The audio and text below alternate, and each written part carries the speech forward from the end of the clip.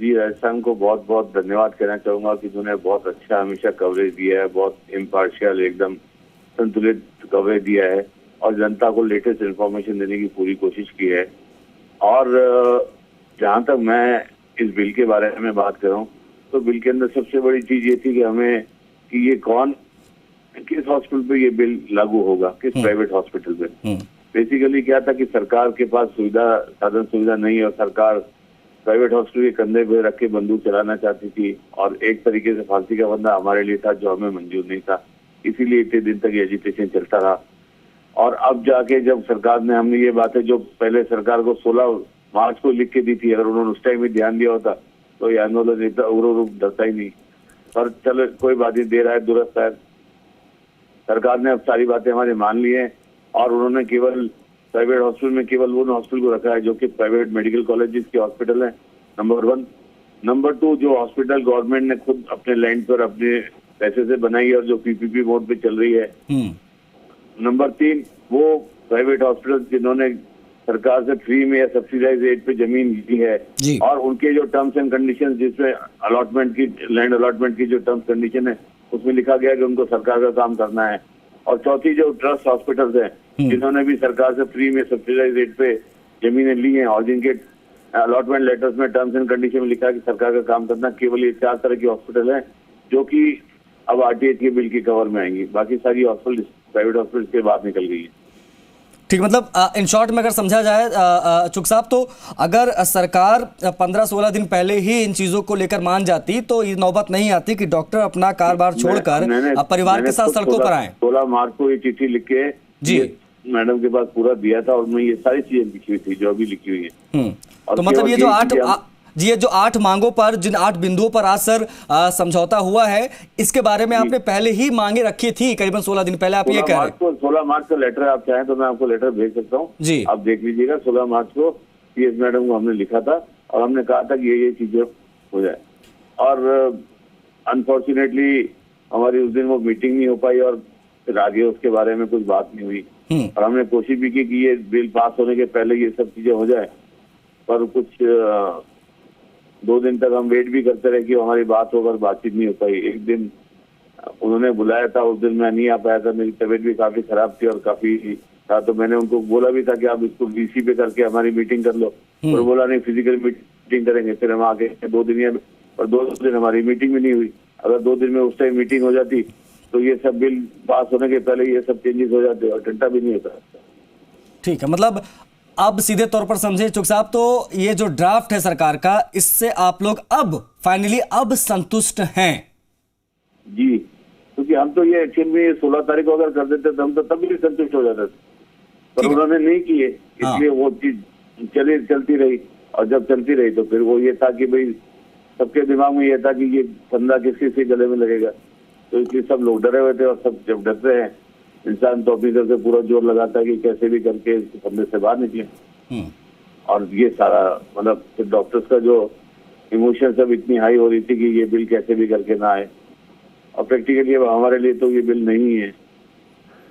ठीक है, मतलब एक बात बार बार जो कही जा रही थी डॉक्टर्स की तरफ से कि राइट टू हेल्थ बिल दरअसल राइट टू किल है और इसको वापस लेना ही एकमात्र विकल्प है, ये कहा जा रहा था। आपको अगर ध्यान हो तो ये शुरुआत में ही वर्ड बोला था जी, right to health, right to kill private health sector, बिल्कुल प्राइवेट हेल्थ केयर प्रोवाइडर्स।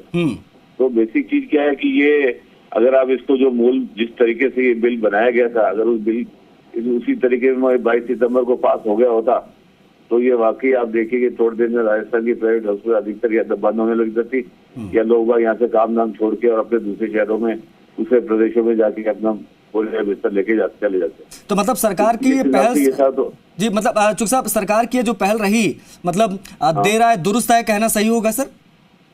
बिल्कुल मैं कहूंगा कि दे रहा है दुरुस्त है, पर मैं एक बात ये भी कहना चाहूंगा जी, मुझे लगता है कि इसमें मुख्यमंत्री जी की गलती ज्यादा नहीं है।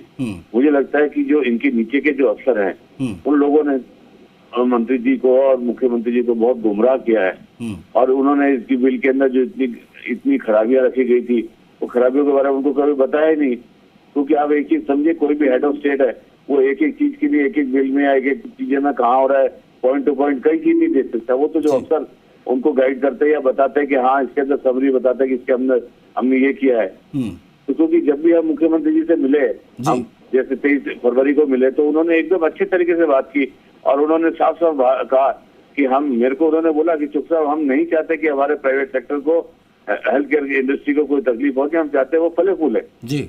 और उनकी मंशा मुझे नहीं लगी कभी भी गलत की, उनकी मंशा कोई गलत थी। उन्होंने अपनी तरफ से उन्हें बताया गया कि ये अपने बिल ऐसा करने से अपनी राज्य की जनता को बहुत अच्छा फायदा मिलेगा और बहुत एक शुरुआत होगी और देश में पहली बार होगा।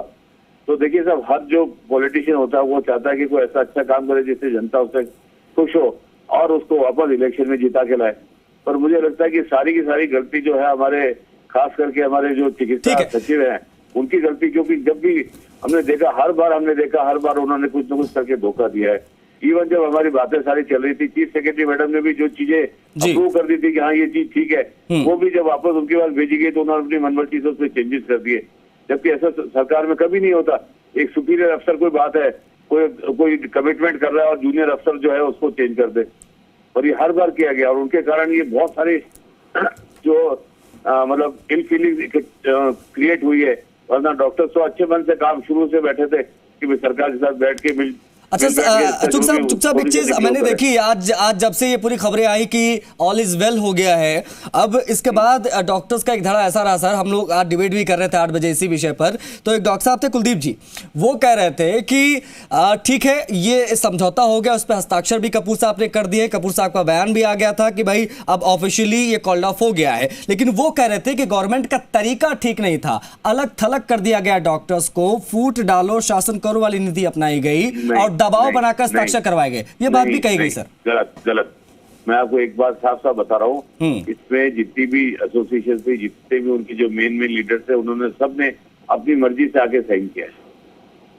ये किसी ने कोई फोर्स नहीं किया। मैंने खुद अपनी आंखें सब चीज देखी है जी।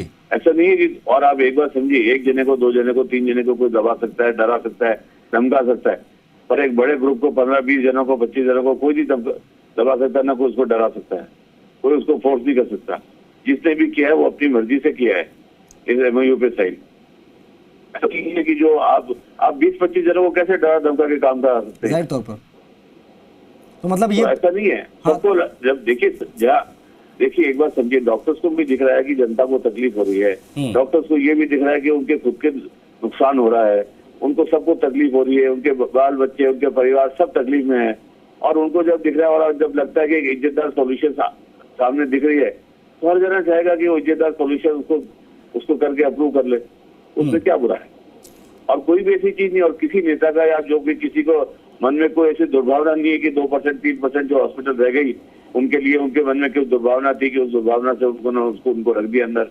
ऐसा नहीं है। जब आपने सरकार से जब चीजें फ्री में ली है और आपने सुविधा ली है और आपने उस टाइम लिख के दिया है कि हम आपके लिए काम करेंगे, तो आपकी जिम्मेदारी बनती है ना कि आप उसमें काम करें।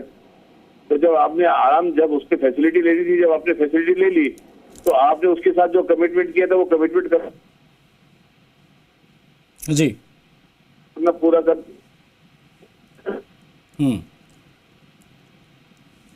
दबा के, और मैंने आपको साफ कहा है, और मेरी कितनी बार नीचे से लेके ऊपर तक अफसोस है और मुख्यमंत्री जी से मेरी बातचीत हुई है।